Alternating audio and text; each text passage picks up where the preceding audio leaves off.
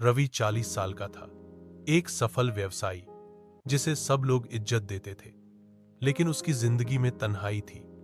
एक दिन उसकी मुलाकात एक सीधी सादी 20 साल की लड़की राधिका से हुई, जो उसके ऑफिस में इंटरव्यू दे रही थी, ने आई थी। धीरे धीरे दोनों के बीच बातें बढ़ गईं। रवि उसकी मासूमियत और सादगी पर फिदा हो गया, वहीं राधिका को रवि की समझदारी और परिपक्वता में सच्चा साथ दिखा। उम्र का फर्क लोगों के लिए एक बात थी, लेकिन दोनों के दिलों के लिए बस एक जज्बा था, प्यार। सबने विरोध किया, लेकिन दोनों ने एक साथ जिंदगी बिताने का फैसला किया।